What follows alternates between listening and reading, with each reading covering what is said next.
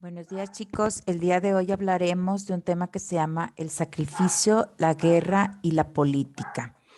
Como todos nosotros sabemos, todos los pueblos mesoamericanos pensaban que el mundo y el sol que los iluminaba habían sido creados en repetidas ocasiones y al mismo tiempo habían sido destruidos por terribles cataclismos.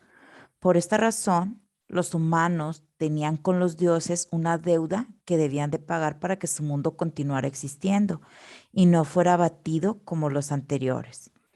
Si ellos tuvieron que morir para que los seres humanos vivieran, estos debían morir para alimentar a los dioses. El sacrificio humano fue la manera de retribuirles. El día de hoy hablaremos acerca de la relación entre el sacrificio o los sacrificios humanos, la guerra y la política. ¿Qué relación tenía el sacrificio con la guerra? El sacrificio servía para alimentar a los dioses y se vinculaba con la guerra, pues las principales víctimas eran los enemigos. En las batallas se tomaban a los prisioneros de los pueblos rivales y se les llevaba como cautivos a la capital. De ahí eran preparados para su muerte. Durante una temporada vivían en la casa de los guerreros.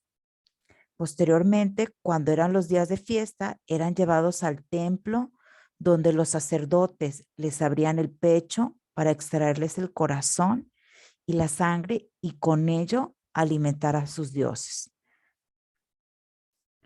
Muchos arqueólogos han encontrado restos humanos que proporcionan esta evidencia clara de estos rituales. Lo que no sabemos con datos precisos es el número de personas que fueron sacrificadas de esta manera. Muchas historias que hemos escuchado por parte de los españoles mencionan o hablan de decenas de miles de víctimas en estos sangrientos rituales, pero en realidad a los autores les convenía exagerar este asunto para justificar su victoria, ¿verdad? Es muy probable que las cifras hayan sido menores. Una vez sacrificados, los cuerpos de los cautivos enemigos eran desmembrados y la familia del guerrero que los había tomado prisioneros comía sus piernas en un banquete solemne. De esta manera se apoderaban de la fuerza del enemigo y también purificaban al guerrero vencedor. Desde la óptica actual, la práctica del sacrificio humano nos puede parecer terrible y cruel, pero recordemos que los mexicas llevaban esta práctica como un deber religioso.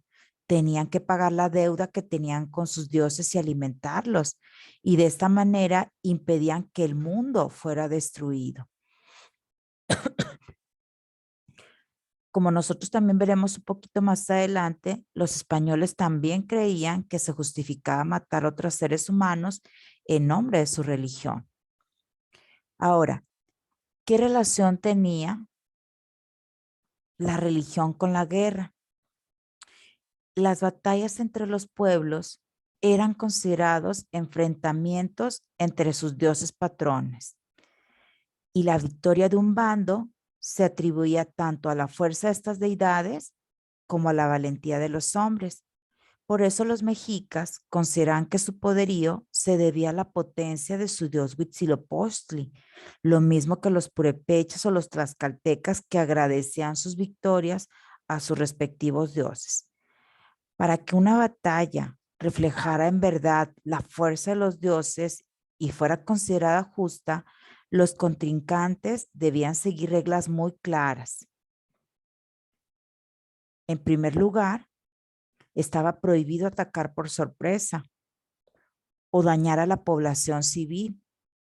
Es decir, solamente combatían los soldados. Por otra parte, el atacante debía enviar embajadores con regalos, incluso con armas, para retar a sus enemigos y citarlos en el campo de batalla. Estos tenían la opción de rendirse sin combatir y así evitar la guerra.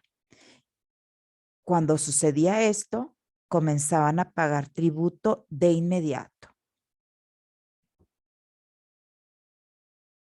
Los dioses patronos vivían en el templo levantado en el centro de su ciudad, pero la guerra no era solamente una cuestión religiosa, también estaba estrechamente ligada con la política.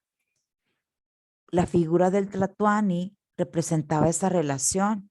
Desde su momento de coronación, el Tlatoani experimentaba una muerte simbólica y se transformaba en un ser casi divino, capaz de comunicarse con los dioses. Por esta razón, estaba prohibido que el resto de los humanos los viera a los ojos. El Tlatoani debía encabezar sus ejércitos en la guerra, pero si no era bueno en combate o resultaba cobarde, no podía gobernar. Si las cosas fallaban y sucedían sequías o epidemias, la gente los culpaba porque no había cumplido con su deber de gobernante. La autoridad de los tlatoanis era inmensa. Eran jueces y podían castigar con la muerte a quien se les opusiera. A su vez también tenían una gran responsabilidad, la responsabilidad de proteger a su pueblo, además de satisfacer la deuda con los dioses y así mantener vivo el mundo y evitar su destrucción. De esta manera, religión, guerra y política estaban estrechamente ligadas en los pueblos mesoamericanos.